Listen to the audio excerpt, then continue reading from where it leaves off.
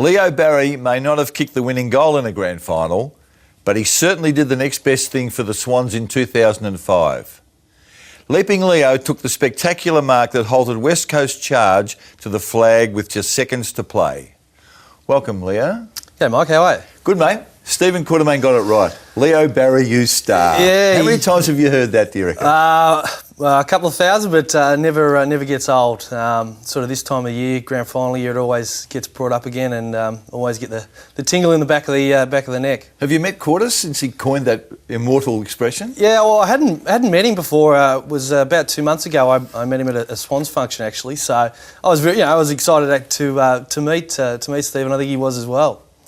You love going for the big grabs, didn't you? And Sandy Roberts, I think, coined the expression leaping Leo. And you're familiar for the runs out of the back line and for those big leaps that you took. That grand final mark, was that instinctive or did you actually see it unfold and set yourself for it? It was purely instinctive, I think. At the stage of the game, we didn't know how long was left in the game or to go. Obviously, I was the guy that got the kick in the back pocket and kicked it along to... the safe kick to Darren Jelly down the line and untoward old Dean Cox. Yeah. Nudged him under and literally wheeled around quickly on his left foot. I, at that stage, was sitting in the pocket still admiring my kick, and it was almost sheer fright, what would happen if I didn't go for the mark. The timing and the distance I sort of covered, it was almost old Dennis Cometti centimetre perfect in some respects, because I couldn't have got there any quicker. I jumped as hard as I could, and even from the pictures you see, I'm an absolute stretch. I couldn't stretch any further, and it was still one of the most crispest, most crispest. It was clean, wasn't it? Aggressive mark that I've ever taken and ever will. It was headed for Mark Seaby, I reckon. Yeah. You were playing on Seaby at the time, weren't you? Yeah. Played on Gardner and Seaby for most of the day. Seaby at that particular time, and you look at the photos. Yeah, Seaby's hands are literally right at the back of mine, and that was one of the other reasons why I was so determined just to go for the mark, because I didn't know where my opponent was. We didn't know how much there was left in the time of the game, and lucky enough to hold on to it, and the rest is history. Now, traditionally, Leo, the backman goes bang with the fist. That wasn't part of your culture, was it? Yeah, look, and I got to credit a lot to Paul Roos and my development as a player. I'd much maligned at the start of my career, had a little bit of issue with self-confidence and belief in myself. Moved to the back line, and was pretty much since Roosie came in 2002 that he basically said, Leo, go for your marks. Take people on, really back yourself, play like you did when you were a kid. You didn't think about the consequences. Yep. You just play the game as you see it. And I was very much an instinctive player.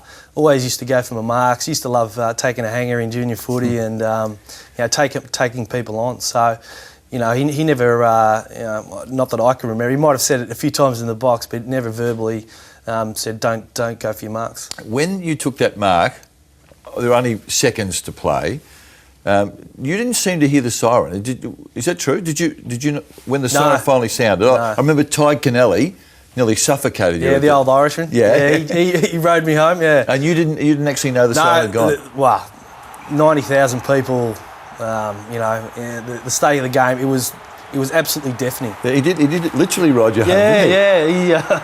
He's a good man, Tig, and he was pretty excited, as we all were. But you didn't. I didn't hear it. So what did you say to him? Did you think he'd gone crackers? Or? Well, I was about to jump up and take my kick. Yeah. I thought the umpire must have called play on, and then there was a realisation that we'd won, and Tig obviously heard the siren, and then it was just a bit of a stacks on after the game.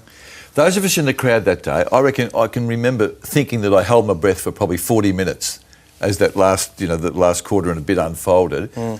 Do you know, can you feel that tension out on the ground, or are you just playing another game of footy? Oh, no, definitely, yeah. The last 5 minutes, and obviously there wasn't too many goals scored in the last quarter, and even the last 5, there weren't a hell of a lot of stoppages. So four goals in the last quarter? Yeah, but it was free-flowing sort of game, and contest after contest, Kirky hitting in, all the midfielders hitting in, tackling, pressure.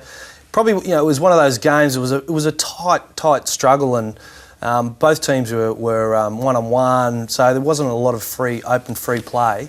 But I think the way people were, attacking the ball in that last 5 minutes, everyone knew what was at stake.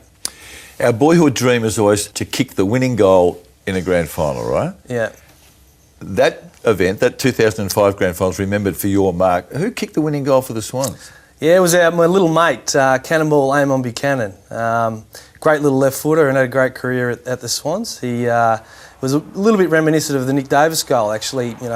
Ball in the ruck, flipped it over the back, and Amon on the left side kicked it through. So he likes bringing it up every now and then. Who kicked the last one, old Amon? But you and Amon are the only ones that know that. Yeah, exactly. So would you have swapped the mark for the goal? No. It's good to get one for the backman. Everyone, mate, even as a kid running, around at home and in the paddock and kicking a footy around, you always dream about kicking the winning goal. But I think this is just as good.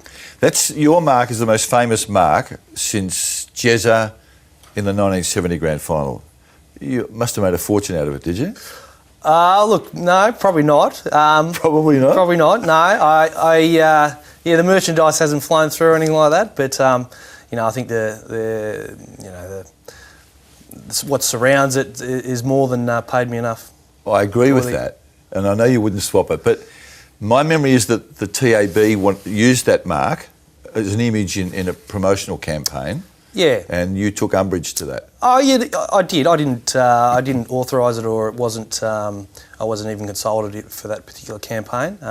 So I took it a bit further, and obviously had discussions with TAB and the AFL, and we came to a mutual agreement with that.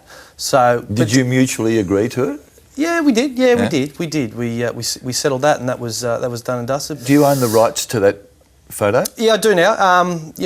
It's the interesting thing is there's more than 7 players in the photo, so it's identified as a group photo. But yes, I do have the rights to the image now.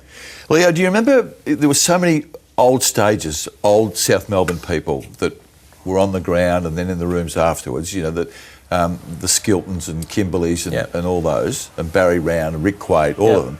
You remember? I mean, you made their dreams come true, didn't you? It's been 72 years since the flag. Yeah. Do you remember any meaningful messages from those, or was it all lost in the moment? Oh, a tear in Skilt's eye after the when we were all getting presented with the medals, and Paul Kelly, champion, had been one of the stalwarts. Played through a difficult period from the early '90s all the way through. John Herriot, the old number 21 as well. I always loved catching up with John and having discussions with those guys. It really consolidated, because obviously everyone was disappointed with South Melbourne moving to Sydney, and there was quite a lot of angst. I think it was due to the if South Melbourne didn't move, the club would have folded. So it wasn't really till we won the premiership that it really galvanised, I think, the old South Melbourne, and we always had the support of the old players. But winning that premiership that particular year after 72 years, I think it really did galvanise the club and the past players. Those 15 minutes that you had on the ground afterwards, I mean, that must be a lifetime thrill for you. Yeah, look, when you sit back and reflect on your career, regardless of whatever sort of personal, individual honours you may receive, winning a premiership with the 22 guys you work so hard through your career, and I was lucky enough to play 15 years. Like, you only get there one or two times. If you came away, not winning a premiership, in some respects it might make your whole career a little bit unfulfilled. But I sit here today, I'm super chuffed with our club, what we're able to achieve there as a footy club, and we had our 10-year celebration this year, earlier in the year, and it was great just seeing all the guys that we spent through that period and played the other 21 guys and all the coaching staff. It was a really good weekend. Leo, when you got back into the rooms, off the ground, the coach takes you into your own little sanctuary, the area there. What did he say to you? Do you remember?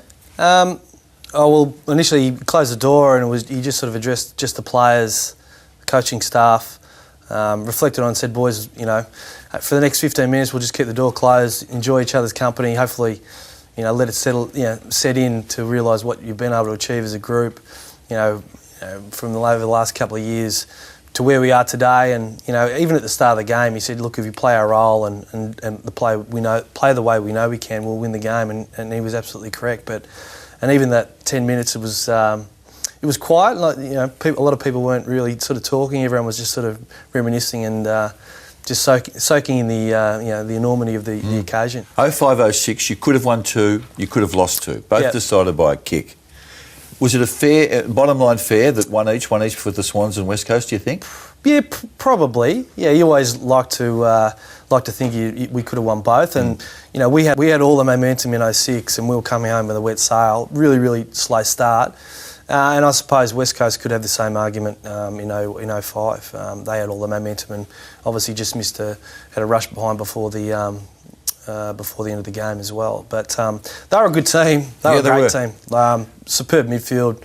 And to our boys' credit, we were able to nullify them enough to sway the ledger.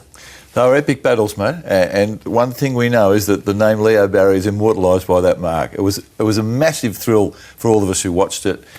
You should be proud of it, and I know you are. And good to see you again, mate. Yeah, thanks very much. Good to see you, Thanks, Mike. Leo.